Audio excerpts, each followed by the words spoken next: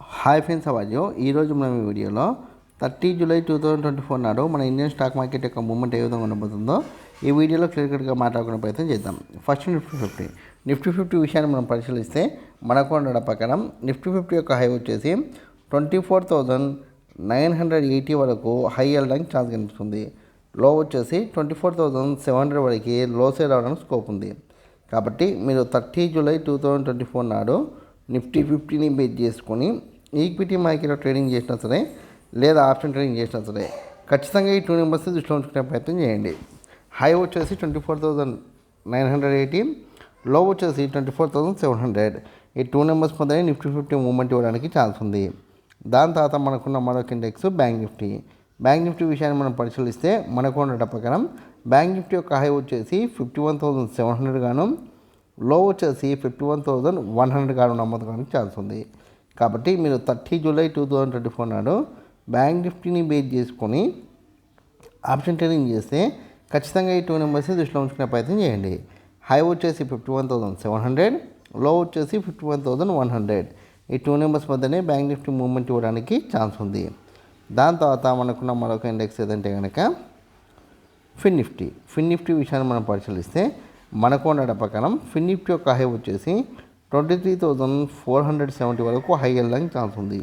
లో వచ్చేసి 23,150.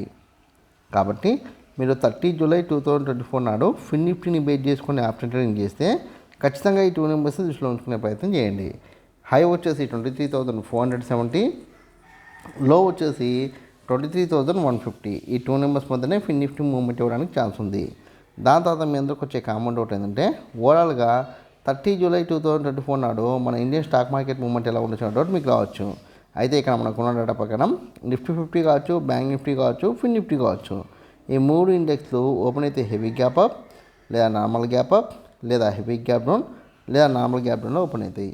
Heavy gap అప్లో open అయితే 9:30 వరకు C10లో కొనసాగి దాని తర్వాత అప్ డౌన్ అవుతూ 12:30 తర్వాత CEలోకి వెళ్ళడానికి ఛాన్స్ ఉంది. నార్మల్ గ్యాప్ అప్ ఓపెన్ అయితే 9:30 వరకు C10లో కొనసాగి దాని తర్వాత అప్ డౌన్ అవుతూ మీకు 1 తర్వాత CEలోకి వెళ్ళడానికి ఛాన్స్ ఉంది. హెవీ గ్యాప్ డౌన్ అయితే 9:30 వరకు ఫాల్ అయ్యి దాని తర్వాత అప్ డౌన్ అవుతూ మీకు 12 తర్వాత CEలోకి వెళ్ళడానికి ఛాన్స్ ఉంది.